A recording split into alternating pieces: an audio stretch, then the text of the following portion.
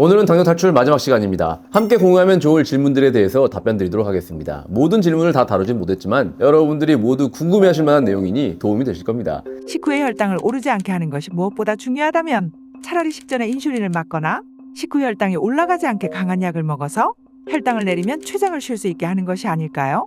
왜 항상 운동해서 내리는 것까지 감안해서 약을 아슬아슬하게 먹어야 하는 걸까요? 라는 질문을 주셨습니다. 약물의 도움을 받으면 먹고 싶은 것 편하게 먹을 수 있고 힘들게 운동해서 혈당 낮출 필요가 없지 않은가 이 말씀이시잖아요. 충분히 궁금하실 수 있습니다. 사실 병원 치료가 이 방식이죠. 그런데 조금 생각해 보셔야 할 부분이 있습니다. 왜 여러분들은 당뇨병이 혹은 당뇨병 전 단계가 되었을까요? 어떤 원인이 있었을 것이고 그 결과 나타나는 것이 식후 혈당 스파이크와 공복혈당 상승 그리고 당뇨병입니다. 어떤 문제가 발생했을 때 가장 합리적인 해결책은 근본 원인을 찾아 해결하는 것이죠. 인간 신체의 진화는 30만 년 동안 아주 느린 속도로 서서히 일어나고 있습니다. 문제는 문명의 발전 속도가 너무 빨라서 지금 우리가 당연하게 먹고 있는 음식들과 당연하게 생각하고 있는 좌식 생활이 우리 인체에 도구로 작용하고 있다는 거예요. 즉 인체 진화 속도와 환경 변화 속도의 불일치가 문제입니다. 이걸 불일치 질환이라고 하는데요. 세균이나 바이러스 감염 같은 질환을 제외하고 현대인이 겪는 거의 모든 종류의 질환이 이 원리로 설명 가능합니다. 이걸 반대로 생각하면 식습관을 교정하고 활동량을 늘리면 과거 사람들처럼 질병 없이 장수할 수 있다는 이야기입니다. 이게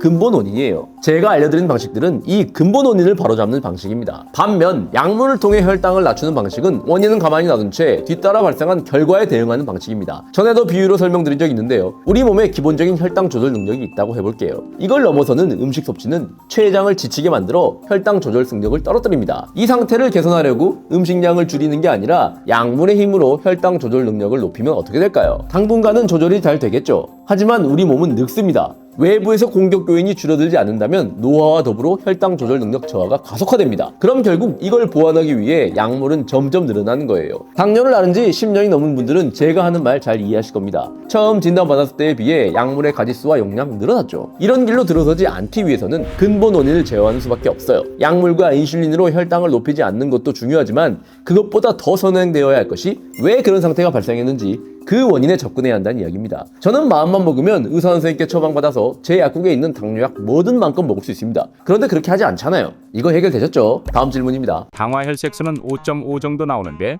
가끔씩 스트레스 받거나 고탄수화물 식사를 하면 식후 1시간 혈당이 250까지 치솟는 경우가 있어요.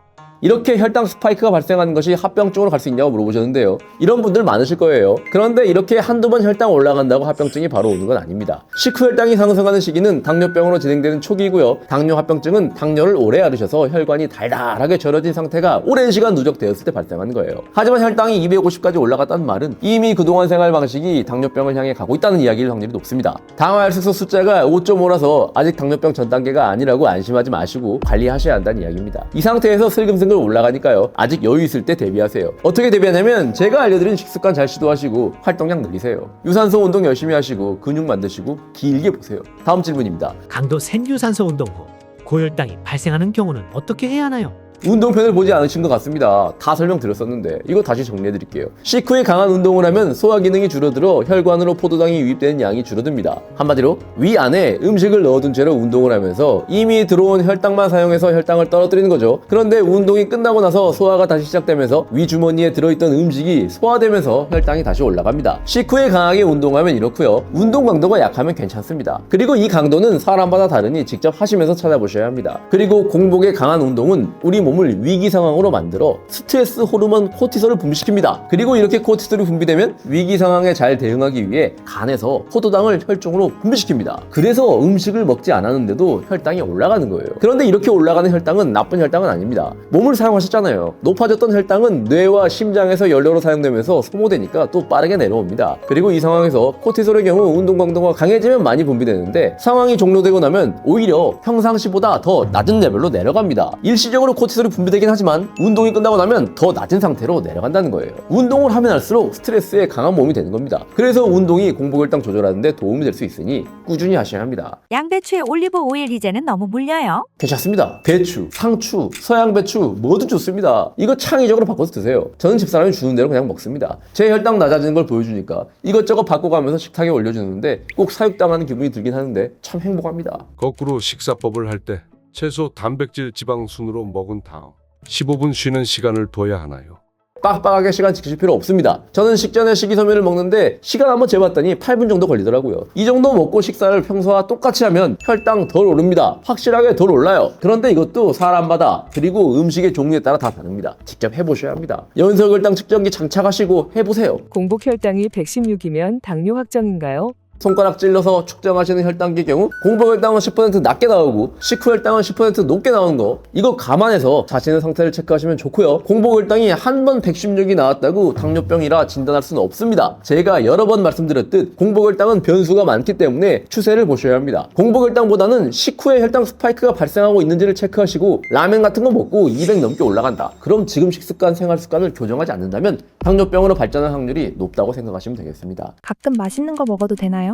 당연하게 드셔도 됩니다. 이건 자세의 문제인데요. 대부분의 사람들이 단맛과 정제 탄수화물에 대한 경각심이 별로 없습니다. 술, 담배 나쁜지는 아니까 어느 정도 경계를 합니다. 그런데 액상가당이 첨가된 달달한 음료, 밀가루, 쌀밥은 나쁘다는 생각을 못해요. 모든 식품회사들은 소비자가 자신들의 제품을 더 많이, 더 자주 구매할 수 있도록 최선을 다해서 맛있게 만듭니다. 단맛은 인간의 유전자에 각인된 강력한 유혹이고 웬만해서 우리는 이걸 극복하기 어렵습니다. 이걸 이겨내기 위해서 첫 번째로 필요한 게 학습입니다. 지금 내 입으로 들어가는 이 음식이 얼마나 나에게 피해를 줄지 눈으로 확인할 수 있다면 유혹을 이겨내는데 큰 도움이 됩니다. 어느 정도 경각심을 갖는 것만으로도 이미 잘하고 계신 겁니다. 저도 약속이 있으면 먹습니다. 대신 그렇게 먹은 만큼 다음번에 더 열심히 관리합니다. 우리가 하는 것은 장기전이에요. 한 번 지면 끝나는 토너먼트가 아닙니다. 그리고 커피 드실 때 라떼, 우유 속 당은 유당이라 포도당 함량이 그렇게 높지 않고요. 혈당 많이 높이지 않습니다. 저도 라떼 자주 마셔요. 걱정 마시고 드세요. 남성 기능이 떨어지는 것 같은데 짧게 답변 드릴게요. 당뇨와 남성 기능 연관성 높습니다. 남성 기능도 혈액이 잘 순환되어야 좋아집니다. 당뇨를 개선하고 남성 기능도 개선하려면 가장 쉬운 방법, 유산소 운동이에요. 그리고 하체 근육을 탄탄하게 만들면 혈당 조절 잘 되고 남성 기능도 함께 좋아지니 일석이조입니다. 식사 후에 스프릿 스쿼트 자주 하시고 주 150분 유산소 운동 딱 3달만 해보세요. 만약 그렇게 하시고도 전혀 효과가 없다면 따로 연락 주세요. 제가 책임지고 고쳐드리겠습니다. 식후 운동 정확한 시간이 있나요?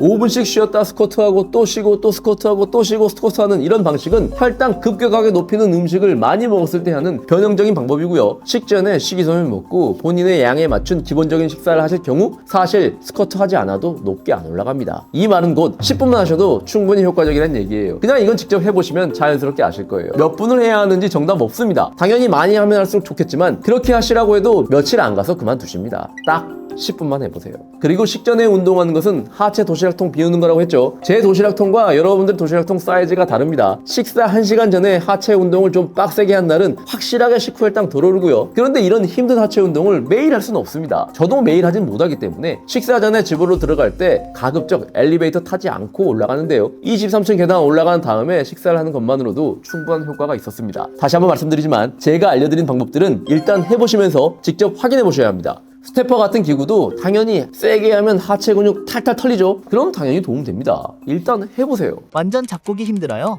백미도 조금은 괜찮나요?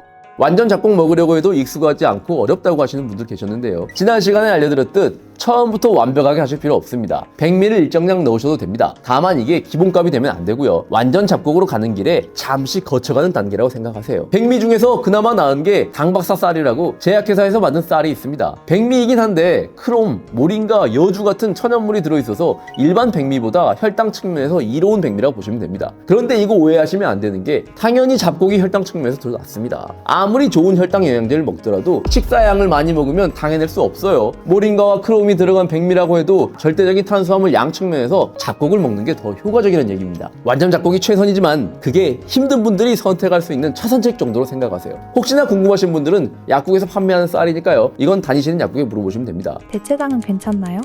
대체당을 섭취하면 혈당은 높이지 않지만 단맛을 인식하고 뇌에서 이에 대비해서 인슐린을 분비한다는 연구들도 있습니다. 하지만 다 그런 것도 아니에요. 스크랄로스 같은 경우 체중에 따라서도 인슐린 분비 유무가 달라지기도 할 만큼 정확하게 밝혀지진 않았습니다. 그리고 이게 실제 당분 섭취하고 나올 때처럼 콸콸콸 쏟아져 나오는 것은 아니니 이걸 굳이 걱정하실 필요 없습니다. 대체당의 문제는 인슐린을 분비시킨다는 것에 있는 게 아닙니다. 이건 순전히 제 개인적인 생각인데요. 혈당 관리를 함에 있어 좋은 단맛이란 없습니다. 제가 단맛에 대한 갈망이 약해서 이렇게 말씀드리는 것일 수도 있습니다만 혈당을 높이지 않는다고 제로 콜라 마음껏 콸콸콸 먹는 것보다 차라리 혈당을 올리긴 하지만 일반 콜라를 경각심을 가지고 한 모금 정도 먹는 게 나을 수도 있습니다. 제로 콜라를 거부감 없이 먹다 보면 단맛에서 탈출하기 어렵습니다. 그리고 솔직히 콜라에 들어있는 성분 중에 혈당 측면을 제외하고서라도 몸에 좋은 게 하나라도 있습니까? 우리가 치를 전쟁은 장기전입니다. 평생을 해야 하니까 한 번씩 콜라 한 모금 드시면서 조금씩 양보해도 됩니다. 하지만 혈당 높이지 않는다고 안심하고 대체장 넣고 단맛으로 혀를 길들이다 보면 장기전 지속하기 어렵습니다. 점점 단맛과 헤어질 결심을 하셔야 하고요. 백미처럼 완전 작곡으로 가는 도중에 잠시 거쳐가는 것 정도의 스탠스로 대체당을 대하시는 것이 좋습니다. 이것으로 당뇨 탈출 시리즈가 마무리되었습니다. 이거 만들면서 감기가 걸렸습니다. 하지만 저는 괜찮습니다. 여러분들이 그만큼 더 건강해졌으니까요.